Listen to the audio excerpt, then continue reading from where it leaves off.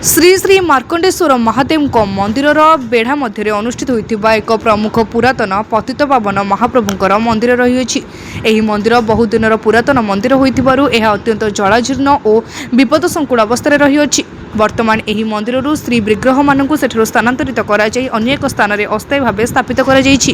आज को 3 वर्ष ऊर्ध्व पुरातन मंदिर को भांगी दि जाइए जहाँफल श्री विग्रह मानक नीतिकांति ठीक समय हो पारुना। श्रीमंदिर मुख्य प्रशासक यह परिदर्शन कर प्रशासन जराजीर्ण अवस्था रही पुरातन मंदिर को देखि यह भांगी सेठारे एक नूतन मंदिर निर्माण करने प्रतिश्रुति देते किंतु दुखद और परितापर विषय पुरातन मंदिर भंगा 3 वर्ष पूरी गलानी हेले सेठारे निर्मित होगा नूतन मंदिर निर्माण कार्य एपर्यंत आरंभ कर प्रकाश था कि नूतन मंदिर निर्माण कार्य ओबीसीसी संस्था को दि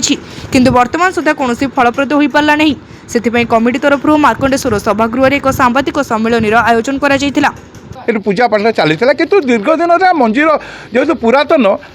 बहुत जीराजीर्ण अवस्था को पलि आसाला सी चलता कि जिते ओबीसीसी आम मार्कंड कंट्राक्ट कम आरंभ कला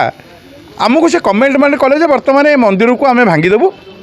आ नूतन मंदिर स्थापन आम कर जगन्नाथ ठीक अच्छे कथा आम रही राजी हलु तेणु से जो आठफुटिया एपटे जो जगन्नाथ आम स्थानांतरित कलु ए मंदिर को से भांगीदेले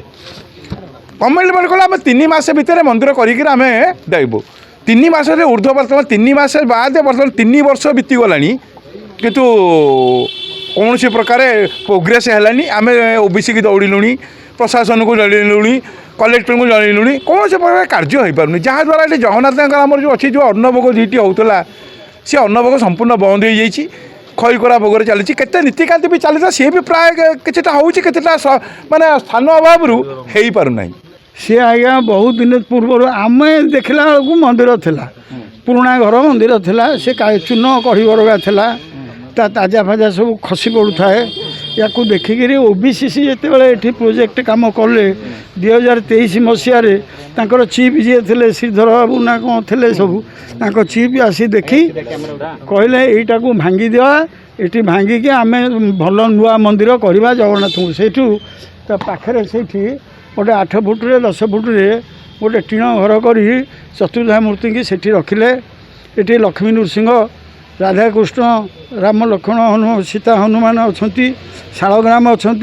सबू लक्ष्मी सरस्वती अच्छा सबू मूर्ति मानक से घरे रखी आमको कहले 3 मास आम मंदिर करदू। पुरी रविनारायण जनक निराकार महानगर रिपोर्ट तीर्थक्षेत्र लाइव।